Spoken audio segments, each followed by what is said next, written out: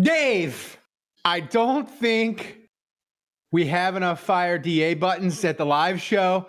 However many you made, it's not going to be enough. We might need an inflatable robot holding a sign like "Do your job" that people can punch, or like a cardboard cutout of DA that people can vandalize. We got to think this through before the live show on Friday. Thomas, hit that intro. Welcome to the award-winning Saints Happy Hour podcast. Seriously, this podcast has won awards. American standards are dropping every day. The show features Ralph, the best host in the world, who can barely pronounce his own name, much less anyone else's. Marcus Callaway. Dave is that dude who loves taking bathroom breaks. He's mad about almost anything, so make sure to lower your volume when he speaks. Put that freaking clown meme back up that I made. Jesus Christ. Andrew has sources, watches tapes, and knows football. He rarely shows up on time and wants to commit crimes to help the Saints win. Sean Payton would have done illegal things. Don't tell me I'm wrong, because you know it's true. Oh, and there's also Kevin, who is great at doing mock drafts, but struggles to actually watch Saints games or have a functioning relationship. Budrich wants to know how the doctor's doing.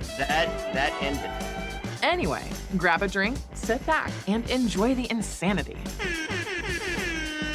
All right, everybody, welcome to another edition of Saints Happy Hour podcast. As always, we are presented by Hard Ponchatoula Strawberry Whiskey. I'm Ralph Marlborough. I'm joined by Dave.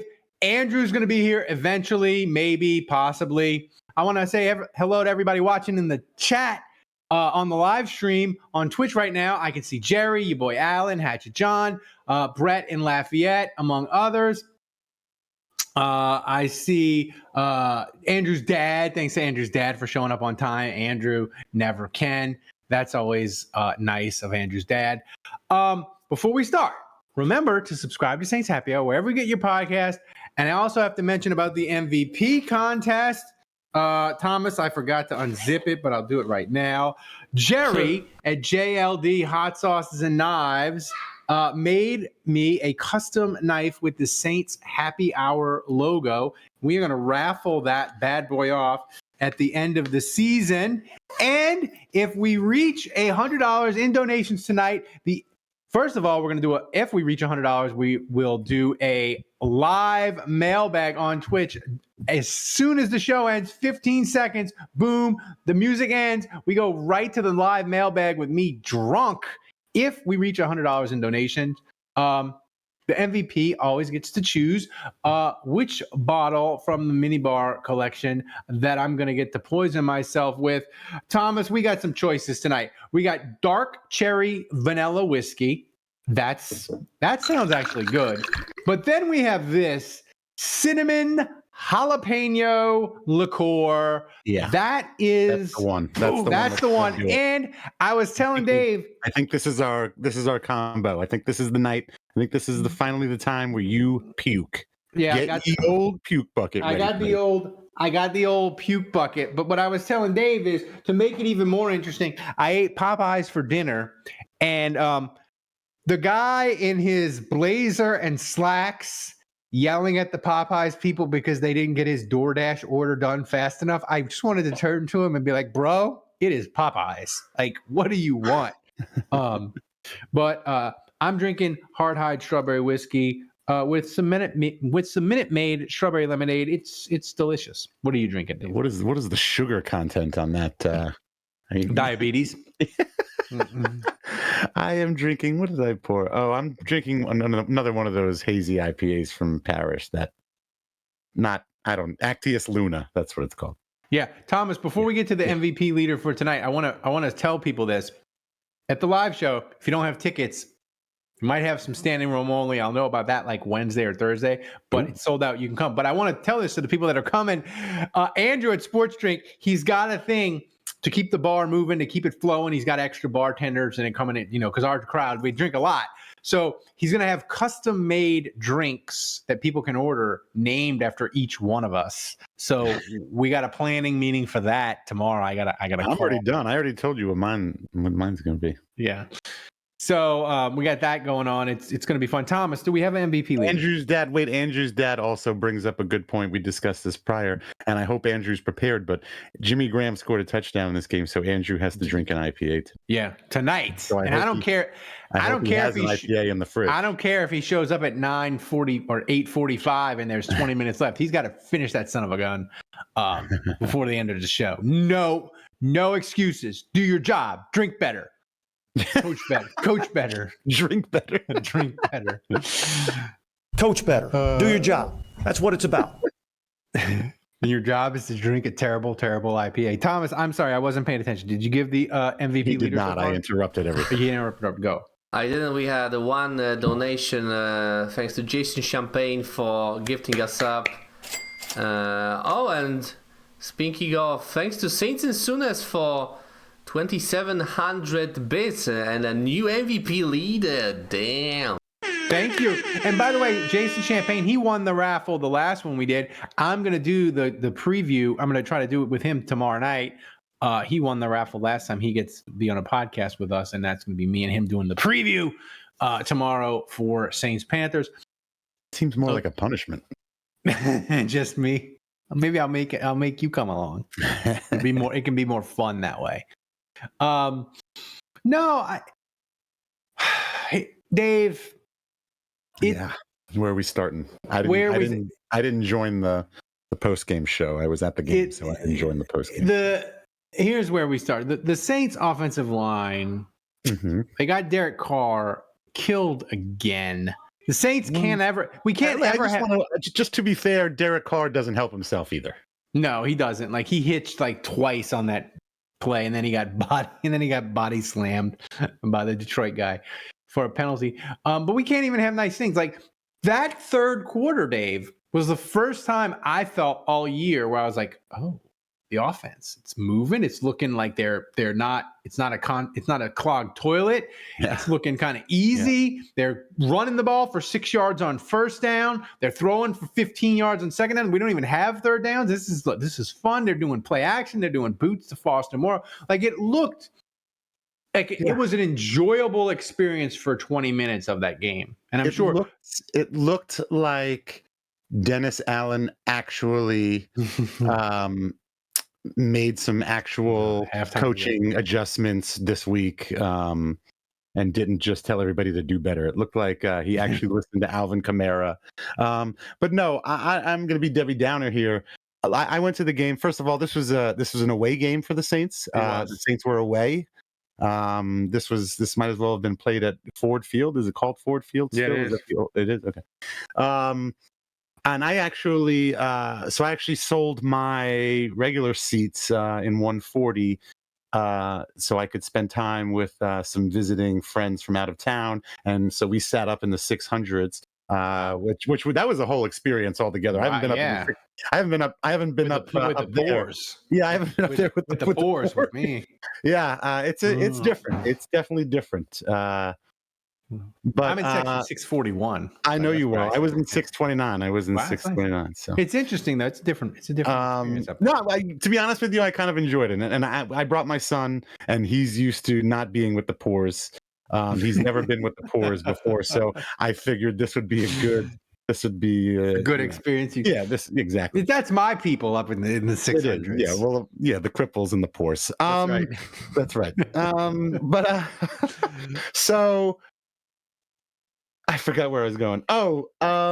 It was a different experience. I know that. It made you. You said in the text shade it made you hate Derek Carr more from seeing it up high. Well, I was getting there eventually, but I thought I had another point I was going to make before that. But that's what I was going to say. So anyway, I happen to actually be going to the game with a Detroit Lions fan. He's from Chicago, but he's a Detroit Lions fan, and he's very knowledgeable. He's very savvy. And even when they were up 21-0, he kind of was worried that the Lions were going to blow this and the Saints were going to come back, because apparently that's been their MO for the entire season. Aaron Glenn, their defensive coordinator, apparently he's kind of on the hot seat. Their defense is bad. Yeah. And so And so I don't want to discredit anything that the Saints did on Sunday, but like if they were going to do it against the team, the Lions are probably the team that they're going to do it against. Well, but like you said, it did feel good. It kind of felt like it kind of felt like you ate a bowl of colon blow after being stopped up for a week. Flowed right out of you. As far as the Saints offense is concerned. But I do want to say this. I don't, and also going back to that, they were so successful because look, Derek Carr, he had completed his last 15 passes. Yeah. I hate that. I hate that that's when he got injured, because that gives people at least a little bit of wiggle room and say, I don't know, maybe we should give him. He was cooking, like this was it. This is finally going to be the point where we're going to change. Like, oh my God, come on, miss the me corporate out for the Saints to give DA year 3. You're right. Look, Derek Carr, again, I'm sure he's a lovely person. But on the field, he's just not for me. He's not my guy. I know, I understand the cap situation. I understand the financials. But he doesn't help himself. And so the one thing that I thought was funny was the first play again. So we were up in the 600 levels and the 600 level, and I don't ever get to see plays develop live like that up there. I can't see the entire field. I can barely see any of the field when I'm down in my normal seats. And it was just so funny because on that first play, Mia and my son, who's 11 years old, and he's becoming a better football fan and more knowledgeable, but we both were pointing at A.T. Perry and saying he's wide open. Wide open. Did they show that on the broadcast? They did. He was wide open. He was wide open like multiple times. He was wide open before he went before the defender, and then he ran past the defender, and he was open again. And it's funny that I guess they showed it on the broadcast, but I thought it was funny that Michael Thomas obviously noticed that too. So we were obviously onto something, but it's just frustrating. Like Derek Carr, he just doesn't.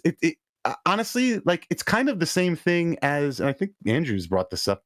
He kind of suffers from the same thing I feel like Taysom does. Like he doesn't make the quick pass. He overread. Maybe is it like would you call it overreading? I would say. Are you overreading or making too many looks? Like I would say Derek Carr, like he almost processes it so fast.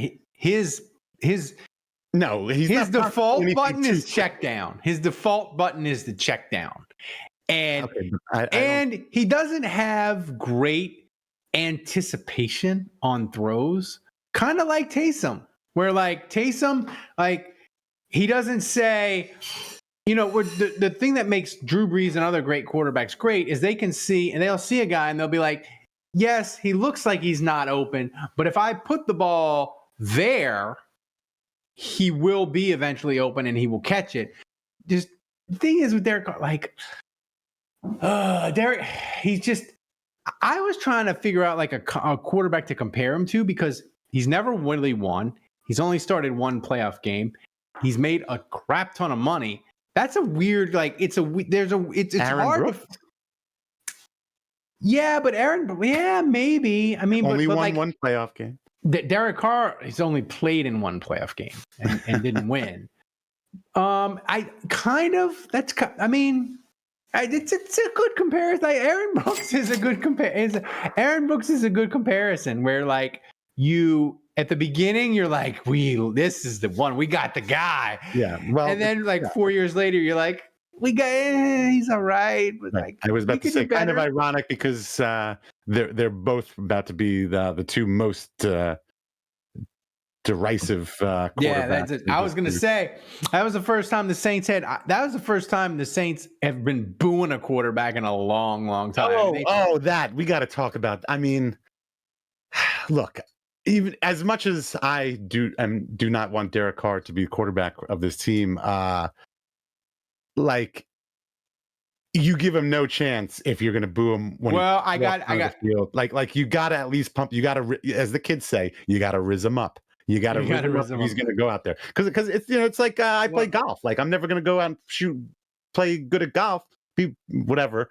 I don't think you say play good at golf, but anyway. But I'm never going to go low if I don't have confidence in myself. And I'm going to go low. And it's just like it's kind of embarrassing. Like but it was also quite funny, like to see it was People like, were boo, yay, boo, yay. Yeah, because they were shuffling Taysom and they were shuffling Taysom on and off.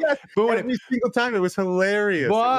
But that's a great segue by you because the Saints maybe likely new quarterback and prep school vice president Jameis Winston says the fans can help fix this. Thomas, play that soundbite. Oh my God. But to the fans, we function off your support. And I know that we got to come in and give y'all something to cheer for, but just know that you impact us because we're trying to lift you up. We're trying to put on a show for you. So your support, your cheering, the inspiration that you give us this is why we do this. We do this for you. We wouldn't have a job if it wasn't for you all. So I just encourage all of y'all to get behind us. Like, that's what this city is about. This city is about resilience. This city is about, building and staying together. And despite our record, despite the situation that's going on, we got to stand together because only people that can fix this is us, and that's y'all included. That's the fans, that's the team, and that's it. Yeah, Quarterback. Pretty much. Thomas. That's why Thomas is the best producer on earth, kids. Yeah, no, that was pretty much the less dramatic version of that's my quarterback. Yeah, I get that. He's right, and that's what I was basically saying. Like, if you wanted to play well, like, you can't be. But at the same time, like, we have a right to let you know how we feel. There's something about Derek Carr. Like, how else are we going to let you know how we feel about you? I feel like if Derek Carr isn't going to read Twitter, and if he's not going to read all the comments and say in the message boards, then the only chance we get to let Derek Carr know how we feel about him is at the game.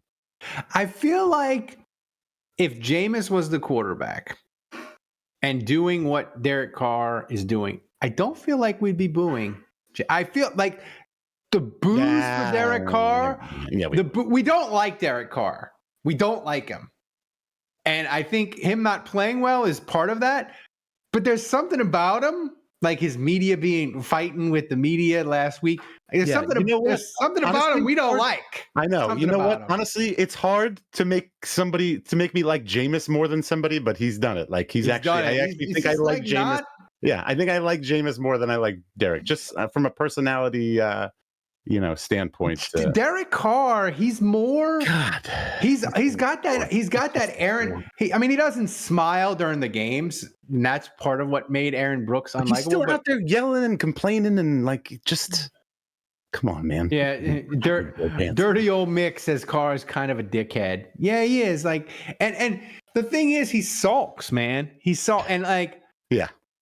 I wish like Sean Payton's old thing of like body language mattered, and like he was like really like a jerk about, hey, don't, the famous thing with Garrett Hartley when he missed the kick against Tampa in 2009. He's like, don't freaking sulk. I see you sulk. Like, he was a stickler for the body language, and I think like that matters in a certain, and it really matters like when you've lost 3 in a row, like So I don't know. Mandy Momo wants Jake Zoolander, aka Jake Hainer. What the hell? Let's just throw everything at the wall and see what sticks. No, that's the thing. That's the topic we'll get to in a minute. That is you play Jake Hainer. That's Tankapalooza, which we'll get to in a minute. I wish Andrew had showed up on time like a decent American. He should be coming soon. He should be coming soon. Have a friggin' IPA because we don't do the grades anymore, but he still rewatches the game and he talks to his sources and all that. But Dave, I gotta say, this defense has sucked for like a month, right? And even against Chicago, they created a bunch of turnovers, but Chicago is terrible. They moved the ball on the Saints for at least a half, right? Minnesota did it. Minnesota couldn't run the ball at all, ran the ball for like 130 yards against the Saints. Atlanta ran for 220. Detroit came out, didn't throw a pass the first drive, up 7-0. This defense is, I don't care what the data tells me that it's top 10 and EPA and all this. Is it still top 10? It is. It is still top 10. It's trending in the wrong direction. I'm gonna look this up. look some stats up. So, and by the way, they lost their best run defender in your UDFA son, Malcolm Roach. Yeah, I saw that. So that's a problem. And we also lost our best chain gang member. Dude, my Jesus. Woo! The chain. That's the first I saw it, and they never went back to it. I was like, oh my god, that guy's leg. Did you see Alvin Kamara? He looked. No, I didn't see any of it. I had but yeah, because you're in the at the stadium. game. We had no idea what was going on. The only You reason want me to I play a didn't- highlight? I mean, yes, I kind of do, but I don't know. Bad time. But like in the stadium, we had no idea what was going on unless you were like in that area.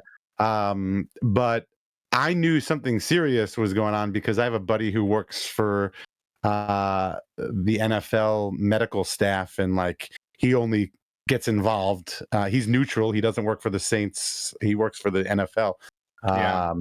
And he only gets involved if there's something serious. And I saw him and another red hat NFL guy running across the field, and I was like, "Oh no, like something's going on over there." I was worried it was more serious. I was worried it was like a spinal thing or a neck thing or whatever. His leg, like his kneecap, I saw a photo. Not good. Poor. Not good. Derek. It was like a Garbez guy like 5 years ago. He got injured so badly. Similar. I thought he was a Saints wide receiver for a second there.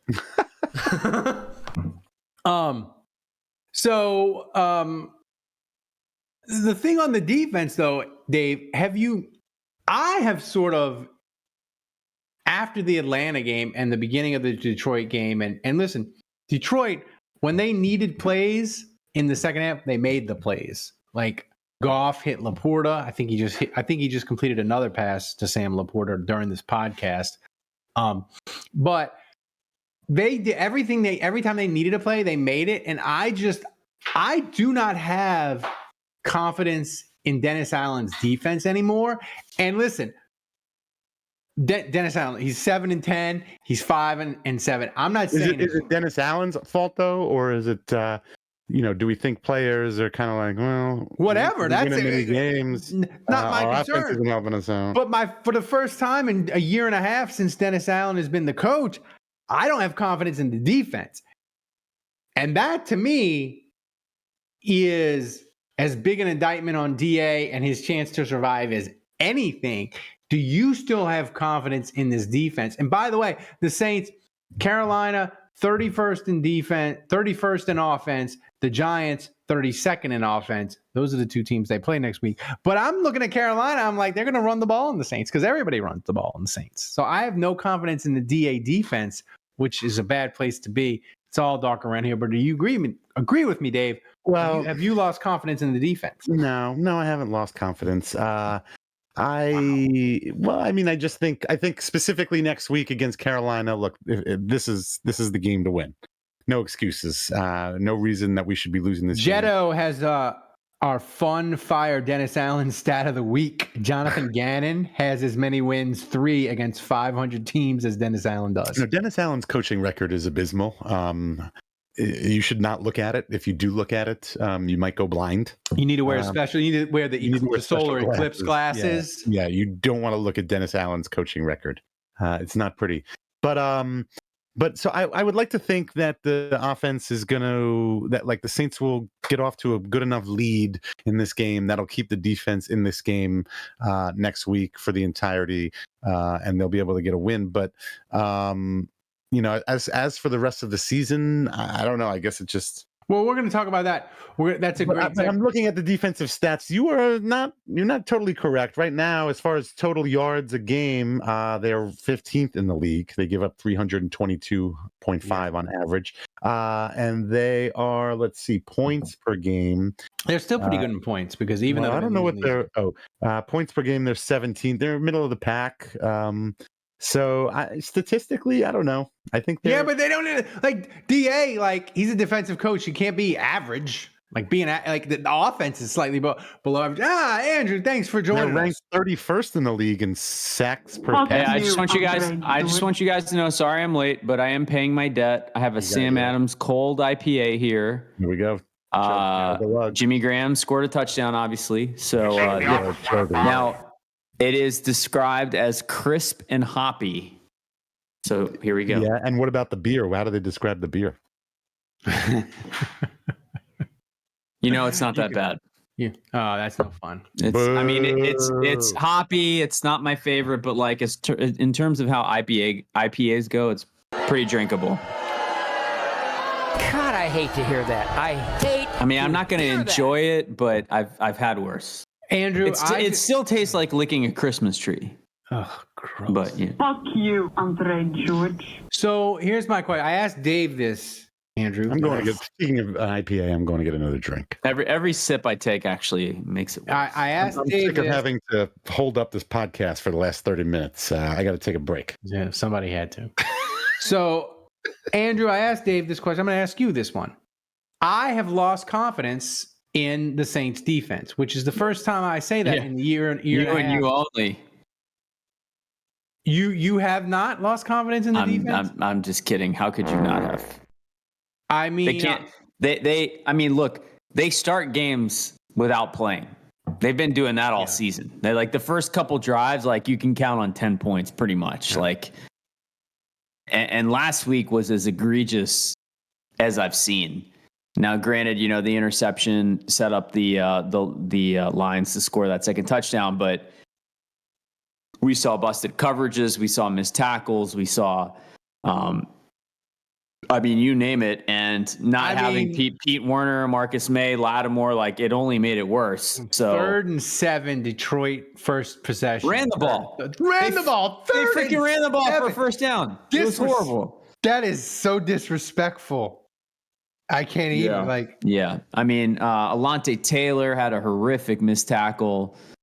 Zach Bond missed a tackle on the Amon St. Brown touchdown, but it's what is Zach Bond doing on that guy to begin with? So, maybe you can blame the coaching, in the scheme there, but my gosh, man, it was and look, when the game was on the line late, I felt yes, the defense got some stops, but they also gave up a big 3rd down play to kill the game. Yeah. Two of them. Yeah. Detroit converted 2 of the 3rd down. So, guys, we are. Oh, Thomas, give us a donation update. All right, so we are at 63% new donations. Yeah, boy, Alan. 5 gifted subs. Who that Golfer 400 bits and San Antonio Saint 100 bits. Thanks, guys. And MVP leader still Saints and Sunes right behind him, 250 bits behind your boy Alan. All right, listen, guys. If you were thinking about donating tonight, do it now that I'm on the show, because Dave has been singing this tune that he drives the donations. He's the guy. Everyone donates when Dave's here. So if you were to donate more money after I show up, it would prove to Dave once and for all that he's not the star of the show. Andrew's gonna match every donation, guys. That's what I heard. By the way, Thomas, explain to the people the text to voice option. Explain it. If you donate more than $20 or 2K bits, then you can send us a donation message, and a bot will read it. For those of you who were here last week. It's very regal and British voice. 2 times. Andrew loved it. Yeah. I was a big fan. By the way, Thomas, crank, and with the bot, if people donate the $20, remember to crank up the volume so we can just interrupt the podcast like a gong. I did. I fixed it. Yeah. So, guys, I want to remind people, we are presented by Hard Hide Ponchatoula Strawberry Whiskey. Hard Hide Ponchatoula Strawberry Whiskey is a strawberry-flavored whiskey blended with aged wheat whiskey, American light whiskey, fresh strawberries from Ponchatoula, Louisiana. It's 86 proof, blended and bottled in New Orleans, Louisiana at the Porch Jam Distillery. Hard Hide Strawberry Whiskey is not for the thin-skinned. You can pick up a bottle wherever fine spirits are sold in Louisiana, Mississippi, Texas, Florida, Georgia, South Carolina, and Tennessee. To learn more and to find a location to get a bottle near you, go to hardhidestrawberrywhiskey.com. Hard Hide Ponchatoula Strawberry Whiskey is supporting Saints Happy Hour all football season long. So support the people who support the show. Grab a bottle of Hard Hide Ponchatoula Strawberry Whiskey today. John over at Hard Hide is going to be joining the live show. He's got a crew coming in. It's going to be great. Super excited about that. And again, if you haven't bought tickets to the live show, you're probably out of luck. But we may have some standing room only. I'll let you know about that probably tomorrow or Wednesday. Okay, Andrew, the offense was excellent in the red zone. Derek Carr was good before he got hurt. They still lost. That's what I want to say. Maybe do you think Derek Carr should just retire now? Like he was getting retires, booed. He was getting booed. He went out there anyway. It's through 15 straight completions. A big FU to everybody out there. Got injured. Like he should end on a high note. He should just Costanza this thing, right? Dude, I gotta say the hits this season that he took that ended up knocking him out of games. I'm guessing it was 3. They were all just monster hits. My God, hospital hits, man. And he was yes. How is that guy still standing? 2 of the 3 were penalties. I think the Green Bay one was a penalty. Trevor penalties. Trevor penalties. Trevor penalty. Yeah. We'll get to Trevor Penning in a minute. But Andrew, is it time? Is it Jameis time, or is it Taysom time? Just because Derek Carr needs some time to heal up. We need to send him to a convalescence home. He needs to rest a little bit. Is it Jameis or Taysom time at quarterback? Well, yeah, I think it's Jameis time. It's his second concussion in 3-4 weeks. So, right. And the shoulder thing is nothing new. I actually, so the thing that happens with the shoulder, he has a sprained AC joint. And so, for normal people that heals pretty quick. I think, you start to get your range of motion back. You feel pretty good after 4 weeks. The problem is he keeps taking hits on it and he's trying to throw a football. And if he takes a hit that's big enough, it kind of aggravates. It's kind of for those of you that have had a sprained ankle and you try to move on it, you kind of retweak it and Oh, sorry. Somebody just paid $20 to have that. So play it again. Let's hear it again. I thought it interrupted the show and muted us. When DA gets fired, we are all celebrating with Italian tapas on Yarboy Allen's dime. Thank you, Thanks to Yarboy Allen, nice. $28.3. I like that. I want some of that lasagna tapas. But yeah, so when you take a shot to the AC joint, it feels like, retweaking your ankle. And so for a second there, it feels like a very serious injury, and then it calms down. So I think that's what's happening with his shoulder. And I think his shoulder's fine. It's just aggravating an existing injury. But, here's the thing.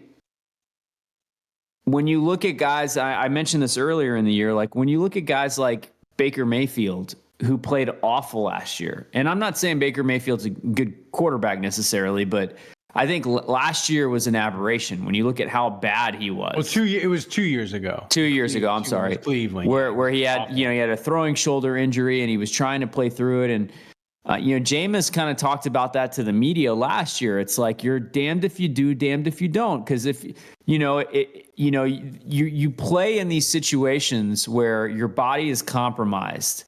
And if you find a way, and Breeze was a master at this. And, we're talking about a Hall of Famer and an elite football player. Kind of. Yeah. Well, but these guys, they force their bodies to play in compromised positions. And if they play well, and remember Breeze with the plantar fasciitis or the knee, it's if you play well and you throw 5 touchdowns against the Jags in that game where he didn't practice all week and he showed up on Sunday, he throws 5 touchdowns. He couldn't even throw. He didn't throw all week. He didn't know if he was going to be able to go. And then he throws 5 touchdowns. Then he's a warrior, right? He's banged up, but what a gutsy performance. What a warrior. But then, which timeline is that? Which timeline did that happen? Can I go to that timeline? I know. But then you got Jameis, right? Where he just threw 2 game-winning touchdowns against the Falcons on the road with a broken back. So you're all right, let's give it a shot. And he looks like complete shit the following week. Not surprisingly, because his back is wrecked. And everyone's like, Jameis sucks, but he's compromised. So, look, I think it's hard. It's hard for guys. It's like they don't want to let their teammates down. They want to play. Physically, like it's questionable whether they should be out there or not. And if it's such a fine line in the NFL between you play well and you're a warrior, or you play bad and you suck. And it's like, all right, I'm going to give it a shot. Oh boy. This has all kinds of consequences now. So I was late, obviously, so I don't know what the options are here. What are well, first of all, hold on. Before you go, first of all, you're going to love these options. Second of all, this just unlocked. We are now doing a live mailbag. That's right. We do a live mailbag after. I got cinnamon jalapeno liqueur. That's got to be great. That's got to be disgusting. That's got to be the first one, right? And then I got... Who's picking, Thomas? Your boy Allen is in the lead, saving sound more than 5K. Dark cherry vanilla whiskey, which actually is very appealing. Alan, my boy. You got to go cinnamon. My boy Alan. Yeah. I think you've listened to this podcast enough to know that you go the jalapeno cinnamon first, and then you follow it up with like the other, because Ralph does not do well with the jalapeno. I was going to say, in general, we've done this long enough. Anything jalapeno, right? It's going to be what Ralph hates. Right. And then this has cinnamon as lagniappe on top of that. So the all right, cinnamon. Alan has picked. He's spoken. Cinnamon jalapeno. Cinnamon jalapeno is like internal pressure. Here we go. Car. Like here we go. Pressure straight up. Here we go. Let's see if Ralph does the face. Chug a lug. Oh.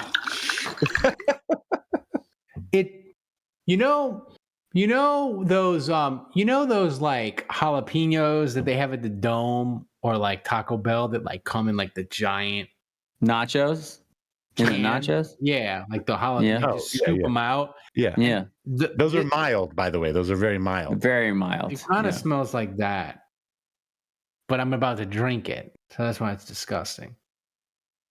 Well, but it's cinnamon too. Like I wouldn't think cinnamon and jalapeno go together. Oh God! Hey, Sally, I need assistance. He's doing the face. Not good, huh? Dude, fuck. Dude, my body, good, huh? my stomach, the Popeyes in my stomach just screamed at me, what are you doing? Chef Colin 123 said cinnamon and jalapeno together are like DA and they go together like DA and Pete. Yeah. Oh man, that is so terrible. We're gonna preview that bitch and I'm gonna be drunk as fuck. Oh God, that is so bad. So before Thomas, I'm gonna add something to the rundown, but I'm gonna get to this. Dave, like Dennis Allen, his pregame, his postgame during the week, it's all annoying. It's all just boring and annoying. He never says anything interesting. The thing is, his wood chopping analogy. I didn't hear that. It was the most annoying thing I think he's ever said. Play that. Dennis Allen. Of this? Yeah. Are you chopping wood? Are you also chopping off your own hands and feet? Is that what he said? Just play the sound, please. Play the sound, Thomas. It's annoying as hell. We battled back, we scratched and clawed and got ourselves back into this, and we're going to keep swinging and keep, chopping wood. And I told the team, look, we're eventually going to break through. Break through what? Wait, break through what, Andrew? About chopping off his hands or feet? Through his job. I said that. What are they going to break through, Andrew? What are they going to break? Through his job, man. Well, I think you got to play a 1-win Carolina team and then, maybe a Giants team at home, quarterbacked by Tommy DeVito. Then you have a chance at chopping wood and seeing a win. By the way, behind the scenes, I was talking to Thomas. I think chop wood just means do better. This team sucks. My Discord. God. And I told do your job. That's what it's about. I told Thomas, I said, Thomas, I need you to get me all the Joe Pesci Goodfella clips for next week when they play Tommy DeVito.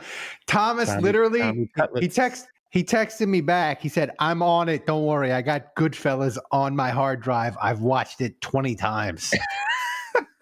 That's true. Look at him. This So dog's going one way, this dog's going the other way, and this guy's saying, "What do you want from me?" And the Giants announced that Tommy DeVito, he earned it. He's going to stay the starter. So we're good. Tommy. Well, thank God, because their other quarterback is Tyrod Taylor, and we know how running quarterbacks do against the Saints. Running quarterbacks, tight. We're back to tight end hell now that Malcolm Jenkins is gone. Every tight end the Saints have played the last month has absolutely cooked them, except for one. Can you guess the one, Andrew? Adam Troutman. I can't believe. I was going to say Troutman, but we haven't played the Broncos. No, Kyle Pitts, the guy that Atlanta picked fourth. Kyle Pitts, nice. He's the only one that hasn't absolutely cooked the Saints. Well, to be fair, Laporta is having an All-Pro season. Yeah, my draft darling. No. I mean, he hasn't had a game like he has against the Saints. He just broke a Lions tight end record. But he's on pace to break the rookie. He's on pace to break the rookie records for tight end. It's a Lions record, man. Come on. So I don't have this on the rundown, but I want to ask you guys this because we talked about it. Me and Andrew were talking about it in text, and we were talking about it in the Discord. By the way, become a patron. You can get in the Discord. We're having great conversations there. But Saints are 5-7, Dave, and say what you want about the 2023 Saints. They handle their business against the dregs. The dreg teams, they handle their business. Carolina, Tennessee, the Patriots, the Bears, like they handle their business against the bad teams. This week, Carolina, 32nd in defense, or 31st. The Giants, 32nd in offense. Carolina, Bryce Young, the worst quarterback in the league by any advanced metric you want to use. The worst quarterback in the last 20 years. He's 94 out of 95 if you do a bunch of advanced metrics. No, 93 out of 95. 93 out of 95. Tom, don't shortchange him. Don't shortchange him. Wait, I want to know who are the two quarterbacks behind him. Goff was one of them. Goff? Rookie Goff. Really? Like rookie Goff was awful with Jeff Fisher. Yeah, like rookie Goff was terrible. Okay, Goff and who else? I don't know. I have to look it up. So here's we'll look it up. Be Kevin. That's why we need Kevin back. He needs to stop working nights. You think Ralph can do all this? One good hand, please. Yeah. Can you look it up, Dave? Can you do this? So here's my question. The question is, so apparently Bryce Young is 93 out of 95 of quarterbacks over the last 20 years. The question is, who's worse?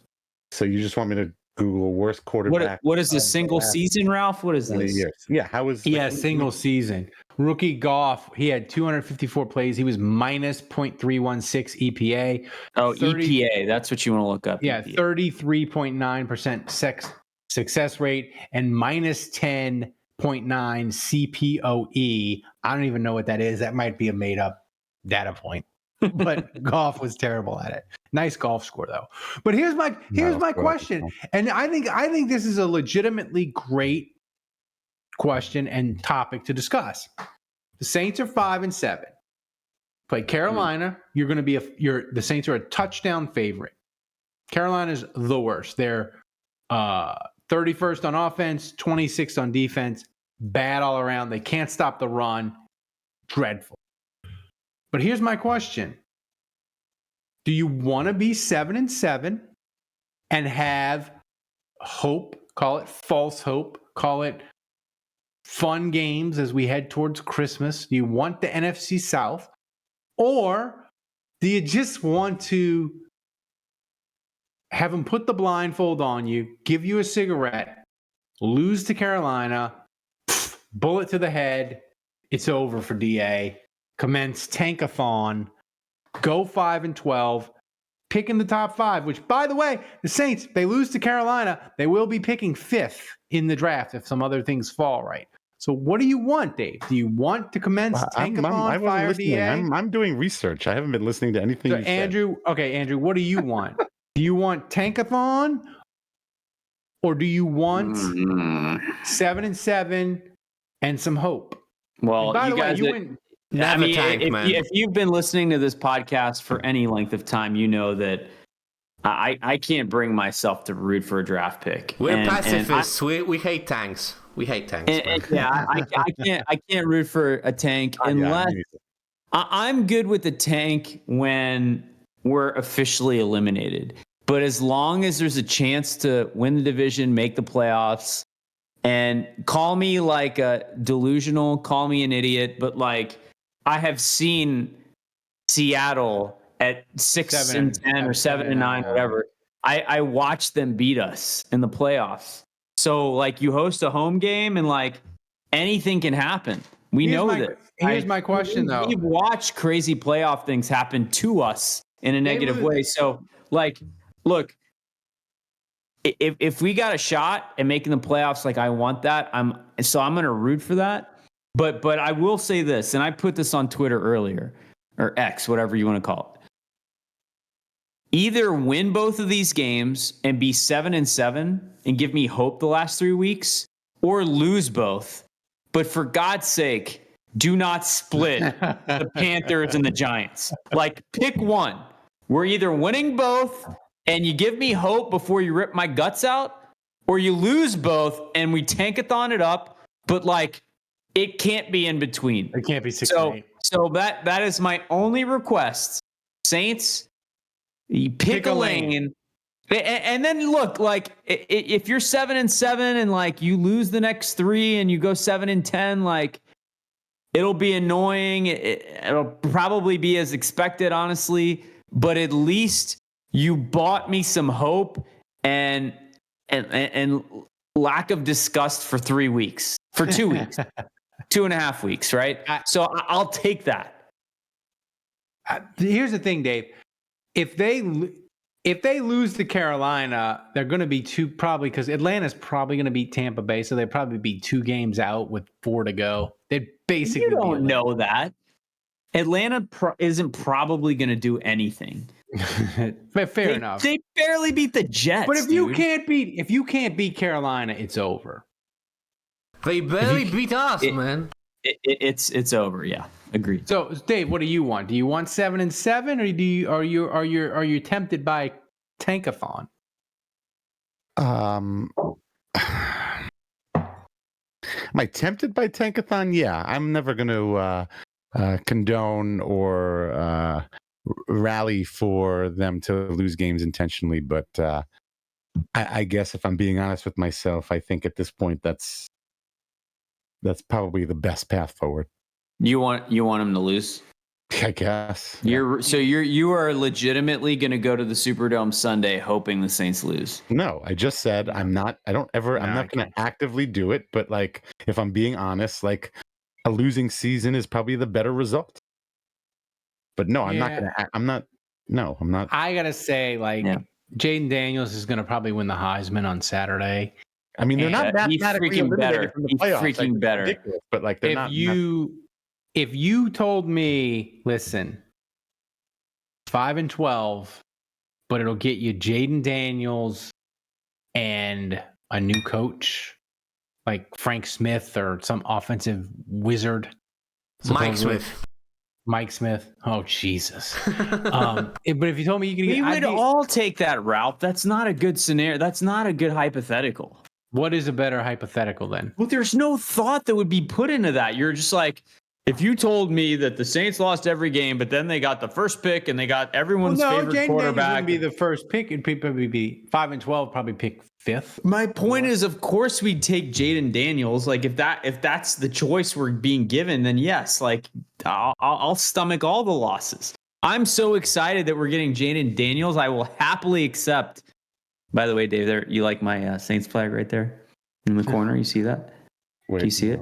I'm looking at this website. Hold on. Jetto says tanking is the perfect throat coat. By the way, thank you, Jetto. Wait a minute. Okay, so I found this website, RBDSM. Is this a thing? Have we heard of this?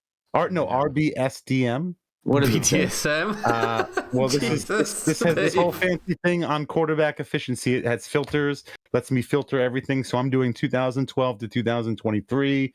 I'm doing downs 1 through 4. I'm doing quarters 1 through 4 plus overtime. I'm doing weeks 1 through 18.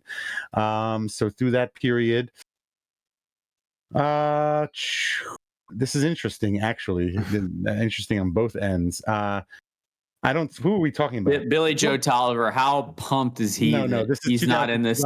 That's what I'm saying, Dave. If you let me finish, how pumped is he that he's not in this data set? Josh Freeman is number 100. Wow. Bryce Young. Really? Yeah, Josh Freeman's number 100. EJ Manuel? Emmanuel? Is that EJ Manuel, yeah. C. Rush, Cowboys. Is that Chris Rush? Who's C. Rush? Cowboys. Cooper Rush, yeah. Bryce Young, 97. Wow. Mike Glennon just ahead of him at 96. Oh my God. Who else? Give us a few more names. Oh, sure. I'll be happy to. This is interesting. Josh Dobbs. No, sorry. Wait. No. I got a little Glennon. Who's A. Davis from the Rams? AJ Davis? Yeah, I know that's right. Matt Flynn, Packers. Yeah. Matt McGloin, Raiders. Then Josh just to be clear, Matt McGloin better than Bryce Harris. Wow. Correct. Bryce Young, yeah. Josh Dobbs. Sam Darnold better than Bryce Harris. Now, interesting though. Sam Darnold. What number? Zach Wilson is better than Josh. Yep. Oh yeah. My God. Sam Darnold was what number? Sam Darnold is number 91 out of 100. Yep. Brandon Whedon, 89. Brock Osweiler. Desmond Ridder, 87. Michael Vick, 86. Dude, that Brock Osweiler season was horrible. Yeah. Do you remember how bad he was? He was so bad. And the Texans had to send him to Cleveland with a second-round pick so they could get out from under the contract. Right. Now, this is interesting. I'm going to give you number 2, Patrick Mahomes. Number 3, Peyton Manning. Number 4, our boy Drew Brees. Number 5, Aaron Rodgers. Number 6, who was Tony one? Romo. Who was one? I know. Number 6, Tony Romo. Number 7, Tom Brady. Number 8, Russell Wilson. Number 9, Phillip Rivers. Number 10, Jimmy number Garoppolo. 1. Who is number 1? Who do you guys think Jameis Winston, obviously. Come on, man. I'm going to give you a hint. Andy Dalton. I'm going to give you a hint too. They're still they are currently Aaron Rodgers playing in the league. No, Aaron Rodgers was number 5. It's Jameis Winston, man. Below Drew Brees. Wow. Nope. Nick Foles. This is probably going to blow your mind. Nick Foles. Nope. You ready? Kirk Cousins. You ready? Nope. Case Keenum. Nope. No, don't tell me. You're not even close. You're so cold. You are so cold. Joe Burrow. You're not even close. It's Brock Purdy. Wow. We are living in it right now. It's happening in front of our eyes right now. This season. And he's scoring all the points for me on my fantasy team. So bless up, Brock Purdy. Damn. That was a good like week 3 pickup. Mr. Irrelevant. It's crazy how good he's been. Yeah.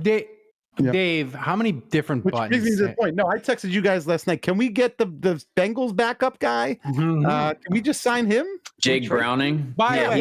He was good. Yeah, he was. I watched Browning and I watched Bobby Beathard, CJ Beathard. I don't care. He came out the bench cold and was throwing dimes. Yeah, I was told that when you come off the bench, you can't do it. Yeah, you can't expect a guy to hit an open receiver. It's too much. I was told that I can't be hard on Jameis Winston because he's coming off the bench, he's cold, and like hitting a 5-yard out route is too much to ask. Like and then I see CJ Beathard do it like in his freaking sleep. These guys throw balls 5 days a week. What gives, Jameis Hive? What gives? Beathard rolled right through a 45-yard frozen rope to Zay Jones. It would have won the Jacksonville the game, but it got called back for holding. But Jameis, Olave's 6 yards in front of him, and he can't hit him. But no, you can't. Jameis, he was cold. You can't hold that against him. They woke him up. He was asleep on the bench. He's got to get loosened up like a 67-year-old man on the golf course. You got to give him ludicrous, like it's smelling salts. Yeah, ludicrous. Yeah, you never saw the video of him last week in Atlanta or whatever when he was like singing ludicrous to Derek Carr on the bench to get him hyped up. Yeah, you didn't see that. So. I don't think that we're ready for what Jameis is going to do on Sunday. My dreams. Well, we'll get to my dream scenario in the we've got we'll pick. We got some. I want to talk about this. I'll be right back. The best free Saints therapy in the world is the Saints Happy Hour hotline. Dave. Oh, here we go. 15 callers. Oh my God. The uncensored hotline is 7.5 minutes long. We had a female caller, not named April. Adam, the radio guy, he's a filthy liar because he called again this week. He was quitting. Yeah, he said he was quitting. He can't quit us. And Budrich throwing more F-bombs than Thomas in the Behind the Scenes podcast. Thomas, play the hotline. It's time for this week's hottest takes from the Saints Happy Hour hotline. Look, it's 9 minutes left in the first quarter. Detroit's already up 14-0. I don't give a fuck if it's $375 million in dead money. Cut Derek Carr. Fire everybody. Light the team on fire. I don't give a fuck. Just do something. Correction. There's 8 minutes left in the first quarter, and it's 21-0. I was going to hate watch the rest of this game. I can't even do that anymore. I love you guys. You will be my therapy Monday morning. Hey guys, this is Who Dat Golfer's wife, and so we just got home from church and we turned the game on. What the hell, man? I mean, we all expected a blowout here, but this early in the fourth quarter? Hey, Budrich wants to know how the Saints comeback went. That ended. One, I love this show as a listener, but I do not love us coming so close to a win and shitting the bed. I can't do this every week. Ain't enough beer. Ain't enough bourbon. We got to fire DA. We got to fire Pete. We got to do something, bro, because this shit is horrible. Been sitting in section 642 for a couple of decades, and I couldn't believe looking down at the first ring. It was a sea of blue. All the uptown, North Shore, Old Metairie, Lakeview people sold their tickets, and the noise from the Detroit fans was crazy.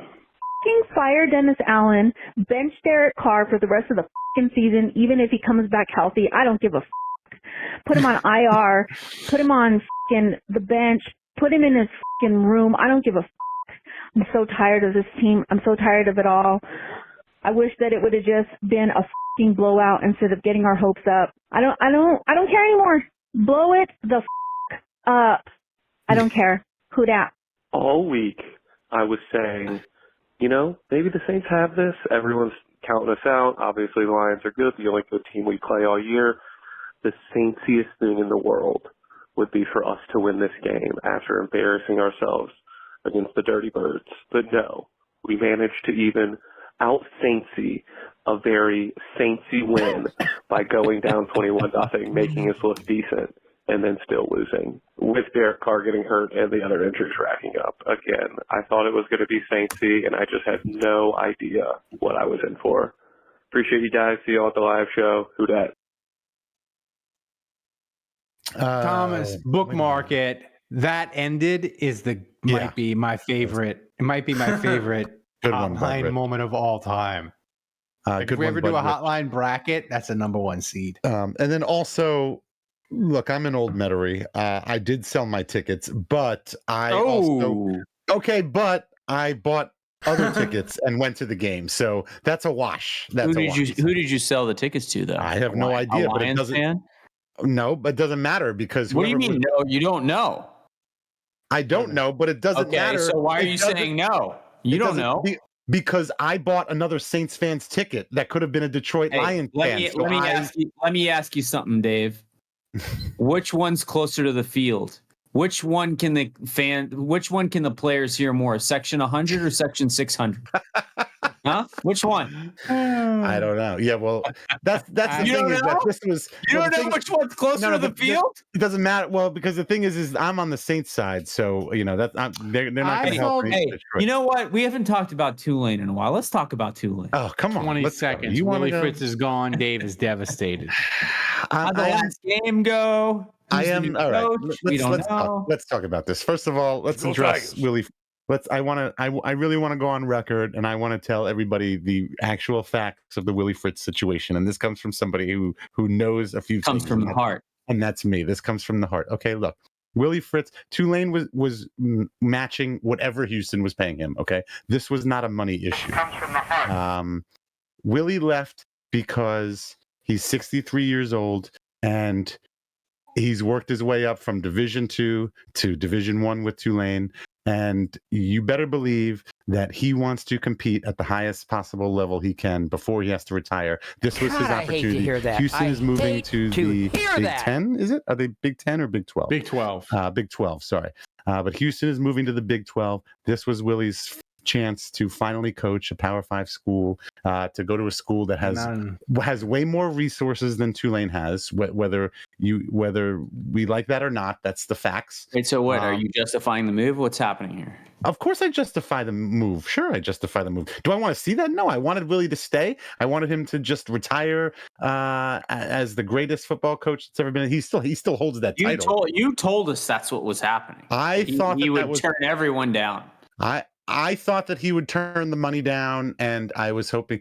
Let me say this. You know what? After the Saints get a win during a season like this year, you come on here and you're all optimistic, and I tell you, I don't know why you're optimistic, and you admittedly you say it's because I'm lying to myself, and I just want to feel good in the moment, and so maybe there's a little bit of that. Maybe there was a little bit of that with Willie. Maybe I was just lying to myself, and I just wanted to feel good about Dave, it. I'm proud of you. Thank you for being honest for the first time in your life. No. Dave, thank you. You've grown as a person. You have learned to understand other people's perspectives. I have always, if there's one thing I've been good at, working 20 years in retail, I'm a people person. I can read people, I can read perspectives. I just happen to have my own perspectives, and I care about them more than any of your other perspectives. So that's the facts with Willie, and I wish him the best. His wife was a good customer of ours. I love his family. I wish them all the best. I am a little bummed. It kind of does feel like the party is ending a little bit at Tulane, but you never know. You never know what's down the road. I'm going to be optimistic. I'm going to think that it's very possible the next guy they hire could be better than Willie. You never know. You have no idea, but kind of hard we'll to see.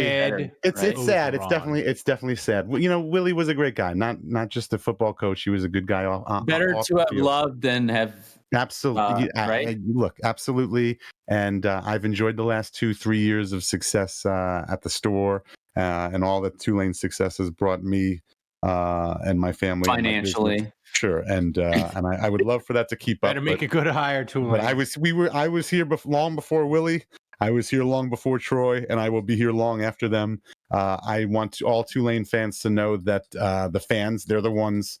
Players come and go, coaches come and go, administrations come and go, school presidents come and go. It's the fans; they're the ones that are always there.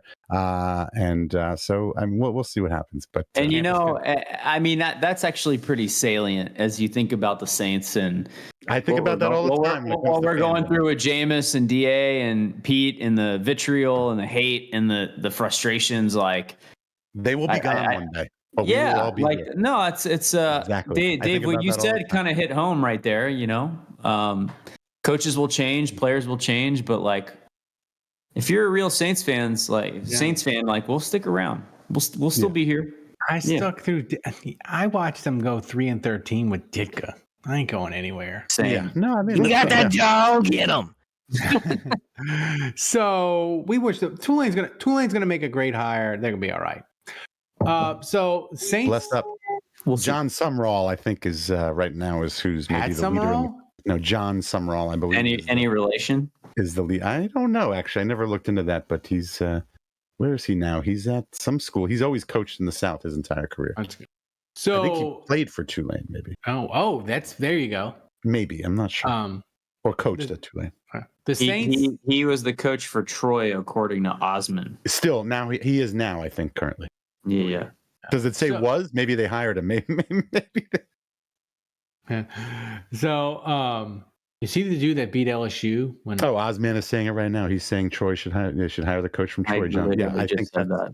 No, I didn't know that. That's what he said. That's that's who they should hire. So he agrees. Yeah, I think right now that's the Tulane the leader talk has crossed like 90 seconds. We crossed 90 seconds. Oh wait, by the way, we also never mentioned Tulane. If they don't win 9 games, they should run roughshod through that conference.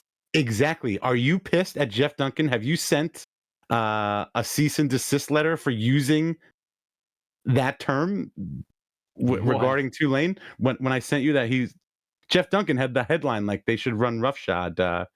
Stealing. You didn't see that when I tweeted when I texted you? I didn't see it. What? Oh, I Jeff saw Duncan it. used. It was hilarious. Yeah, he said Tulane. He literally said Tulane should run roughshod. Like how he. Okay. Yeah. Anyway, I don't know if you saw it because I think he blocked me on the Twitters. Jeff Duncan with his. Oh, Mandy just brought this up in the chat quickly. Do we want to weigh in on the Florida State omission? Do we have any opinion there? It's a TV show, and it's a made-for-TV product. They don't want the team with their third-string quarterback on your TV. I feel bad for Florida State; they got screwed. But the playoff, I'll say this: college football was better with no playoffs. It was better with add it to the mailbag.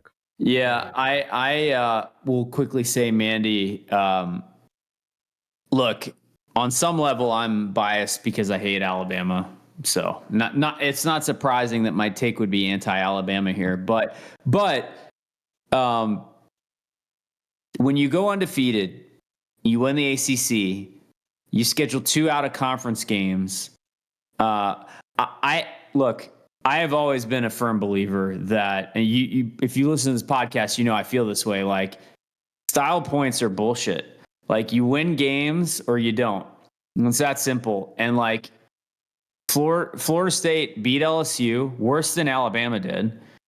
They found a way to win without their starting quarterback. And I feel like if the roles were reversed and Alabama wins with their backup quarterback, no one is saying anything. No. So and I'll be honest. When Alabama won the SEC, I said you can't justify putting them ahead of Texas. It never even crossed my mind that they would Florida State. Both Texas and Alabama would leapfrog Florida State. To me that was a non-negotiable because they're undefeated. They won their conference. Like, to me, that wasn't even in the realm of possibility. And I'll say this too, Ralph. Like, I looked at the strength of schedule, and Alabama's at like 5 and Florida State's at 55. But if you look at the teams that Alabama beat, how is their strength of schedule that high? It's very strange. Alabama, it took a miracle, a freaking miracle to beat an Auburn team, which, oh, by the way, the lost week to New before Mexico. They didn't just lose to New Mexico. New Mexico State went to Auburn, got paid $1.2 million, and destroyed Auburn. Destroyed them. So, and look, like, Alabama is a better team than Florida State. I believe that. I think there's a decent chance Alabama's going to win the national championship. They'll beat Michigan and then win the next game. So, like, stop. God. But to me, it's not about that. It's like, what did you do over the course of the season? And do you deserve to be in the top 4 based on your collection of work? Florida State is getting held out because their quarterback got hurt. That's bullshit. A player getting injured can't be the reason a team is held out. Thank God the NFL doesn't decide playoffs by committee, because the NFC South wouldn't have anybody. I don't think I'd be as into it, honestly. No. I think there's something about the NFL, like the purity of the standings, and wins ultimately dictate where you are and what opportunities you get. There's nothing more pure than that. Yeah. All right. We gotta get to the mailbag, because we got a ton. Thomas is like, we got banger questions. So the Saints Happy Hour viewer mailbag is brought to you by Hard Hide, Ponchatoula Strawberry Whiskey. You can pick up a bottle wherever fine spirits are sold in Louisiana, Mississippi, Texas, Florida, Georgia, South Carolina, and Tennessee. To learn more and to find a location to get a bottle near you, go to hardhidestrawberrywhiskey.com. Thomas, play still the finger still working on the IPA, by the way. Yeah, work hard. This shouldn't even count. Work harder. It should not take you this. Drink harder. It's Drink harder. Play better. Also, it would probably taste better if you poured it in. Dave, did you create Coach a button better. of take Do it your to job. the top? That's what it's about. I saw Yeah. that. Yeah, I we do. got I have the buttons. The buttons Dave has at the. I was showing them off while you were talking a while ago. Amazing. But I do have did create live show is going to be incredible. We got custom made drinks. It's going to be amazing. Thomas, first thing, what we got? All right, tons of questions, tons of great questions this week. First question comes from Don Checo. He asks, we know we ain't it, so which franchise would you rather be right now? Between Lions, Texans, or Jaguars? Texans. Texans, not even. I don't know. I would pick the Jags, actually. What? No way. Jags would be the one I would eliminate first. No. They will never. They're cursed. Oh, They'll because just of never be ownership? good. I just in general, I don't know. They're just. I think Trevor Lawrence is pretty nice. You got with the yeah, and they got Travis Etienne, a good running back. I just have a hard time just the every Texans. time I look at Trevor Lawrence, They have I just think Stroud. of Edie Falco. I mean, Yeah, I just Texans cannot- have Stroud. 4 more years of low cost elite quarterback. You like D'Amico Ryans or Doug Peterson better? I like D'Amico Ryans better. And you do? You do? By the really? way, Will Anderson, who the Texans traded 2 first-round picks, he is incredible. Like they hit it all. They hit everything. Coach, quarterback, defensive stud. All right, I think you changed my mind. I think I'll go. Like Texans. that's it. Like that's it. The Texans. Yeah. Like and the Texans, Lions. To me, the Lions like they should have lost to the Saints. Like to me, like Campbell's having a nice season, but like I don't know.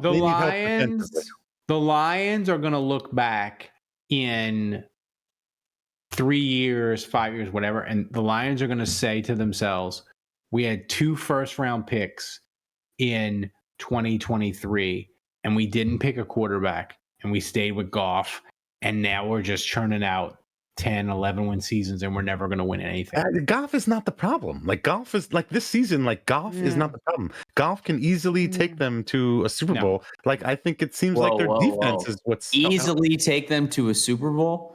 You think Goff is going into the playoffs and cooking the Eagles and 49ers? I think if he had a defense can easily take them to the Super Bowl. I think if they had a good defense, I think they could certainly. Yes, their defense is bad. Stop with the Aaron Glenn to the Saints talk. Like that defense is awful. No way. So Thomas, what's next? Okay, I do next like question. Aaron Glenn. I like him a lot, but no. We all love him. Next question from Balky, from the doctors community. How much fun would we have if they bring back 84 years old Iron Mike Ditka for head coach? No thanks, pass. No, if you're going to bring back an octogenarian as coach, an octogenarian, there is only my one. Dad. He could be my dad. You're that. No, there's only one correct solution. And that's Jim Mora. Listen, like you bring back Jim Mora is he still in his 80s? He's not. 90 yes. Yeah. 90s? I don't think he's 90s. 80s for sure. He's pretty close to 90, dude. Really? He's pretty close. Yeah, he is. He's pretty. Hey Siri, how old is Jim Mora? I mean, Jim Mora is 62 years old. No, that's Junior. Siri. We got our ass kicked. Hey Siri. We got our ass kicked. That's Jim Mora Jr., you idiot. He's How old 88. is Jim Mora Sr.? He's 88. 88. No, she froze up. Jim Mora as Saints it'd be amazing. The Bills hired Martin Levy to be the GM when he was like 85. I just realized we don't have a Mike Ditka soundbite, Rolf. We need a Mike Ditka soundbite. I don't know. The only Mike Ditka soundbite I have is what next? That's it. That's the only one I got. By the way, if you want to meet an octogenarian, come to the live show. I think my dad's going to be there. Wow. 85. Wow. 1930. Is he gonna be smoking Marlboro Reds? Yeah. If you need a cigarette, you can bum one off my dad. Thomas, what's next? All right. The next question Questions going fast from Saints Rabbit, the GOAT of questions.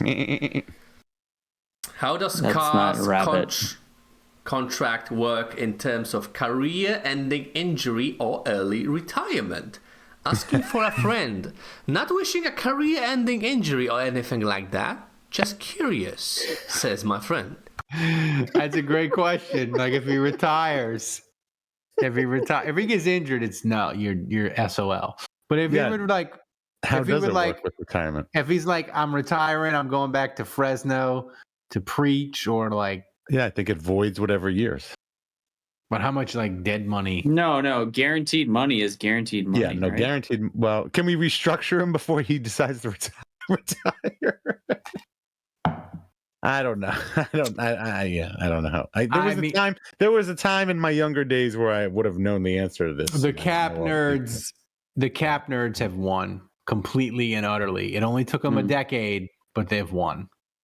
And the Derek Carr. Well, hey, good news, guys. The Saints are only $71 million over the cap next year. I know. It's ridiculous. It'll be fine. That's kids' money, Everything's going to be fine. That's kids' 71 million. We'll restructure Cam Jordan again. Now wait a minute. Now obviously I know we're going to get under the cap. We're going to do whatever. We're going to restructure whatever. But like compared to the last couple of years, I know we've been over the cap every offseason the last few years. But how does 70 million compared to?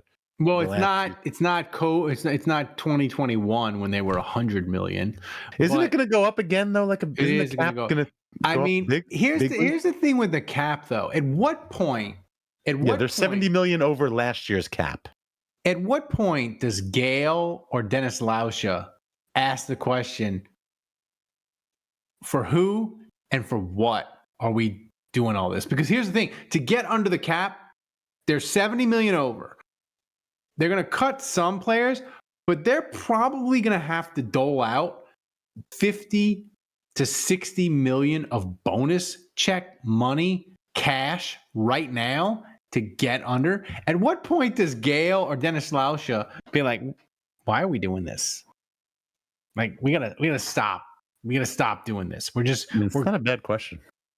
It's really not. I mean, like, and I'm not saying Gale will ask football questions, but I mean, if I was her, I'd be like, I'm gonna throw six. She doesn't care.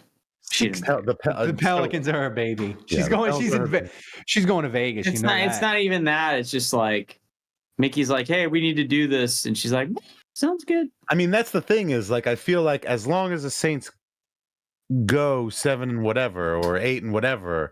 Or even 6 and whatever, but not as long as they're never like 1 and 16 or 2 and 15. Gale may be just like, eh. All right, so I was on the Saints calculator just right now. I didn't touch Michael Thomas. What website? SpotTrack? Overthecap.com. Boys, right? I didn't touch Michael Thomas. I didn't touch Andrews Pete. I didn't touch Demario Davis because those guys are old. But I restructured Carl Granderson, McCoy. Derek Carr, I mean, there's no way around that. Alvin Kamara, Ramczyk, Lattimore, and Cam Jordan. So I redid 6 contracts. Yeah. And I'm $6 million under the cap. Oh. So see, that's how easy it is, folks. You heard that, cap nerds? 6 contracts is all it takes to get under the cap. Yeah. But I redid Ramczyk, whose knee is awful, and I redid Cam Jordan. So like we're stuck with a couple more years of 2 sack seasons from him, and I redid Lattimore. Hopefully, I mean this is the second time in 2 years he's been on IR. Another year of Derek Carr. Like we know how that just went. So, it ain't great. It ain't great, guys. It ain't great. Invest in quality liquor. Yeah. Thomas, what's next? Well, and every time we redo those contracts, it helps us for this year, but then obviously future years, it's hurting us. And we have to keep doing this. Yes. Hence the kicking the can down the road. All right, final question of the main show. Remember, guys, to stay right after the show. We are going to do a live mailbag. All right, Nola Fredo asks, you can get tickets to a Pelicans game for as cheap as $6 a seat. How soon before Saints tickets are going for similar? All right, first of all. My prediction on this is, today is Tuesday. Wednesday, Thursday, Friday, Saturday. I'm going with 5 days, Fredo. Yeah. 5. I was gonna say, first of all, I think you could probably get a cheap ticket for that Lions game. So I don't think we're that far off from that. So Andrew may be right. And then second of all, I mean, because there was it was a few weeks ago where a Tulane ticket was harder to come by and more expensive than a Saints ticket. So look, the bottom line is this. Half the stadium, well, more than half the stadium was Lions fans on Sunday. That was us playing a team that is destined for the playoffs and has very unparalleled excitement because the Lions have been terrible for 3 decades. Right. But nobody is coming down from Charlotte to buy those tickets. Nobody. All right. So, the reality is, Saints fans, if they're not going, they're not selling. Yeah, it's just going to be empty. It's going to be empty. And nobody's coming. People desperate enough to get cash for this game are going to sell their tickets for $20. Yeah, I think you might get in for $6. I think Fredo was trying to make a joke and then he accidentally. I'll tell you this, Fredo, a legit question. Fredo, if the Saints lose to Carolina, your $6 a seat is an overbid. You would not win on the Price is Right for the Giants game. I will tell you, you will not be able to give Giants game tickets away if the Saints lose to Carolina on Sunday. Agreed. So, oh man, thanks for the mailbag question. I want to remind people, send in your questions. We're going to do the live mailbag after the show. We'll answer questions there. Whenever Thomas gets questions from you guys for the mailbag, we always use them. Send them in. We'll get to them eventually. Thanks, guys. It was Ozman says you can get into the stadium for $13 right now. There you go. 13 buckaroos. There you go. Dude, the season tickets that my family got when we started getting tickets in 1989, I think they started at $16. Where we are now. Just for comparison's sake. So, Thomas, give us a donation update. If you get me $50 more, I'll drink the cherry vanilla whiskey. We had just $2 for that. $50. Just 2 new donations from San Antonio Saints, 300 and 100 bits. Thank you, guys. By the way, we can't. Your boy Allen still in the lead. I was telling Dave before the show that it's really hard. It really makes me so proud and it feels so great that Saints are losing, and I see other podcasts like now people aren't listening, blah blah blah. Like, y'all are sticking with us. Y'all are the reason the show continues to happen. Why we're doing a live show. We're doing a live show. The patrons are sticking with us. People that are listening to the free version are sticking with us. It's grateful because I see other podcasts on Twitter. People aren't listening anymore. People don't care about Saints content when they win. And y'all are just like, screw it. Those drunks, we're listening to them no matter what. Saints win doesn't even matter. We're listening. And you guys have had our backs, and our fans are the best, man. It's the best. They really are. There's no way. We're getting older every year. There's no way we would have kept doing this without you guys. Put it on my tombstone. The Saints went 5-7. We sold out a live show for a Saints podcast. Put it on my freaking tombstone. So 2 days ago, I was driving to lunch and I had to stop for gas on Magazine Street. And I pull up, and of course, I see a familiar face, and I get out of my car, and I yell out, "Romeo, Romeo!" And there he was our old friend of the podcast, Romeo, and we've met many times, and it's just funny that I run into people, I run into listeners, I run into people that I've met through the show. And he'll be there on Friday, and he was excited. Oh yeah, Rebirth. There's a Rebirth show after our show that we should all try and go to. Yeah, he wants us to go to that. So that's nice. Thank you, Romeo. So it's time for game picks. Thomas, let's review. I'm excited. Jesus. Where did you almost made it, Ralph. There's still some time to drop $50. Jimmy almost made it, Ralph. Almost. Oh, look at me! What? Oh! And Wait, Andrew, beat out Jimmy Graham by 0.4. Andrew, you owe me a beer. I decided to not give you -2 points for picking Pete Werner because he was a late scratch. So you could.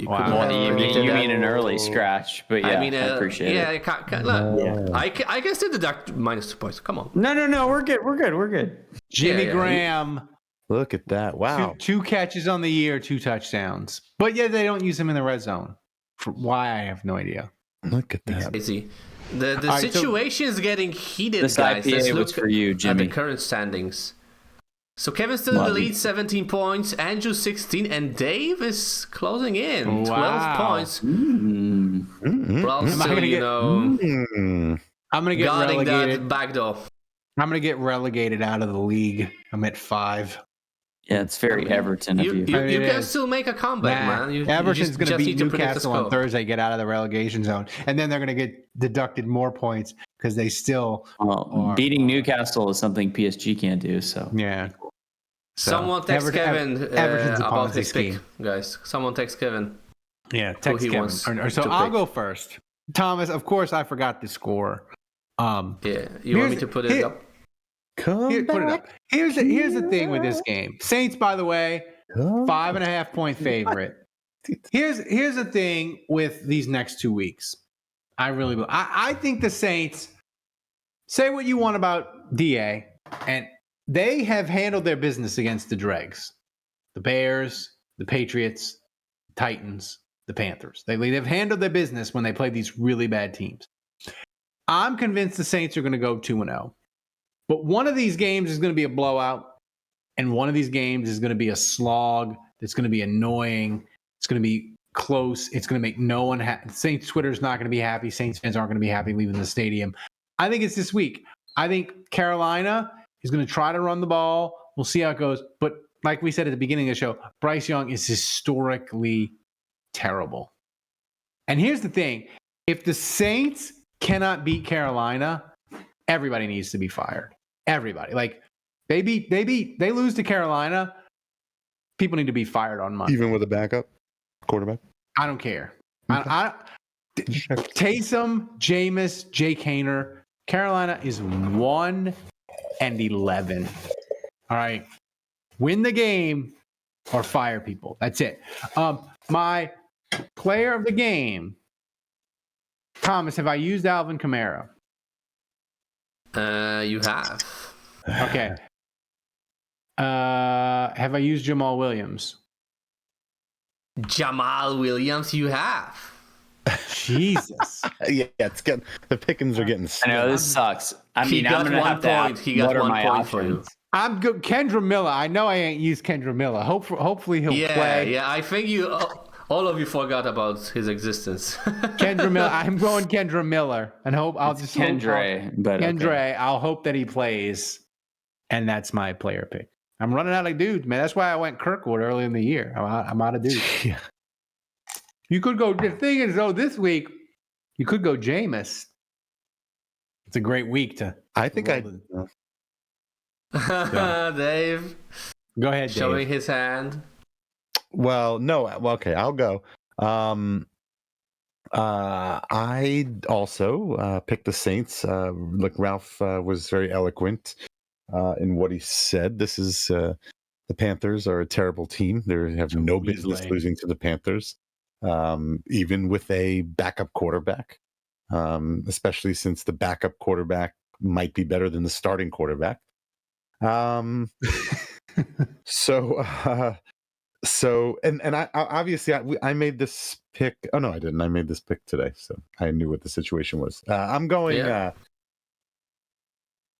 I think it's going to be. I think this is not a get right game because there's not much time left in the season. But it's too late to get right. Yeah, right. Exactly. But I think it'll be a beatdown. I'm picking. Wow. Saints 35, Panthers 13. Wow. And For player of the game, I'm gonna have to think. No, I would take Jameis, but didn't I already take Jameis? I think you did. No, you didn't. Oh, okay. Andrew, you wanted to pick Jameis. Andrew saved you, man.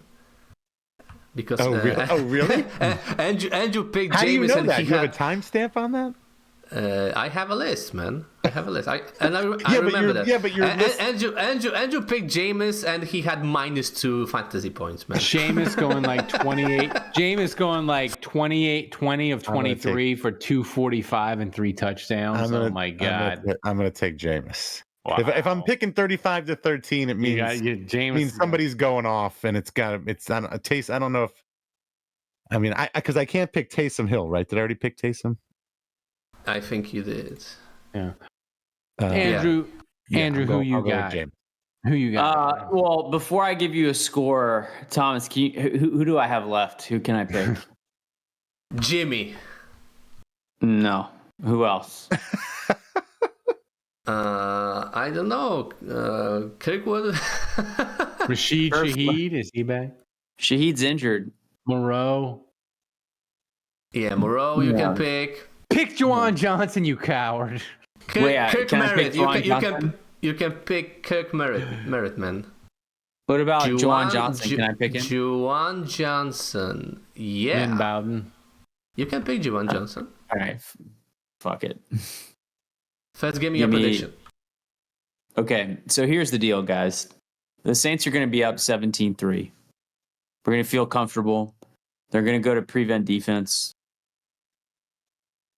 Bryce Young is going to go down and score a touchdown. It's going to be 17-10. We're going to get a little nervous. They'll go back down. They'll fail in the red zone, which is what they do best. It'll be 20-10. We'll get back to comfortable. And then they're going to miss 7 tackles. Oh my God. And Adam Thielen, noted Saints killer, is going to go all the way. It's going to be 20-17. We're going to get nervous. It's going to feel weird. I think we got this. I think it's fine because there's only 2 minutes left in the game. But here's the thing. Carolina has 3 timeouts. We're going to run it into the line twice. It's going to be 3rd and 7. And Pete Carmichael's going to say, you know what? We're going for the win. You know, DA is going to say, you know what? We're not monkeying around. We're going to go for the win. Jameis Winston is going to throw a pick 6. Oh my God, you're a horrible human being. You are a Carolina 24, Saints 20. This is going to be the Mona Lisa of this horrendous season, and we're all going to walk out of that stadium ready to implode it. Wow, Jesus, dude. Gail might have to fire. You really, we really have like switch places. That was a journey. Give us your predictions in the chat, guys. Was Judd Reinhold? Who was it? Was it Judd Reinhold and the kid from Wonder Years? Was that were they in the movie where they switched the bodies? I don't know. It's Fred Savage. Was it Fred Savage and Judd Reinhold? What movie? That was an act of Saints terrorism. And I have to know what Andrew. Somebody in the comments section. Kevin says put him down for Jimmy Graham. I saw that. Yeah. I mean that Andrew. I gotta fly back to Houston. Oh my God. Well, you gotta fly back to Charlotte. That would be horrific. That scenario you just laid out would be more horrific than the Tampa game last year. Because at least the Tampa game last year, it was Tom Brady, the greatest, most successful winning quarterback of all time. This would be Bryce Young, literally the worst quarterback of the last 20 years. Yeah. But I guess it wouldn't be because it would be a pick 6 that put him over the top. So it wouldn't be him quite. Yeah. God. I couldn't name the Carolina interim coach if you put his picture up and his name below it. I wouldn't know who he is. So anyway, so put Kevin's score up. Me neither. What's Kevin? I'm laughing at you, but I have no idea what his name is either. Honestly. See, that's why we need Kevin on the podcast. He could Google it. Who do you think, guys, Kevin predicted to win? He picked the Saints. He picked the Saints, and did he predict the blowout or not? No, I'm going to say 9-6. Damn, Nostradamus. Chris Jewish. Tabor is the interim coach for the Panthers. 20-17. That's Kevin's prediction. Wow, Your boy Allen in the chat. Jesus. 18. Chris Tabor kind of looks like Gruden a little bit. Look, y'all have this as either a close game or the Panthers winning. Like, I hope to God this isn't some close ass. Like, this needs to be a blowout. This needs to be a blowout. If this isn't a blowout, dude, this is the Saints, man. Why? This is the Panthers that are playing. If this isn't a blowout, I'm going to be concerned. You're concerned. The opponent doesn't matter. The Saints beat themselves every week. I just want to go on record. If the Saints don't beat the Panthers, I am going to be concerned that this isn't a good football team. Should I timestamp that? I might be. Hey, boy, Allen says check the timestamp on this. So many field goals. Saints 18-6. That's your boy Allen. Alde Marino says his mom doesn't even know he coached the Panthers. Tabor. Yeah, like this game, like the Saints, like if they don't get, final question from me, and then we'll get out of here. If they don't get to 7-7, Vice Versa was the name of the Judd Reinhold and Fred Savage movie. I almost called him Kevin. That was his name in Vice Versa. In Wonder Years. What year was Vice Versa? I'm gonna guess somebody else. Let's look that up. But I'm gonna guess. I'm gonna guess 88. I'm gonna say 88. That was a good one. Vice Versa.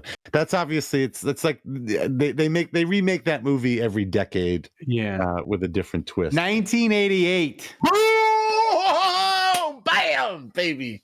Come on, where's Kevin now? Who's the video file now? This is happening. Lube up.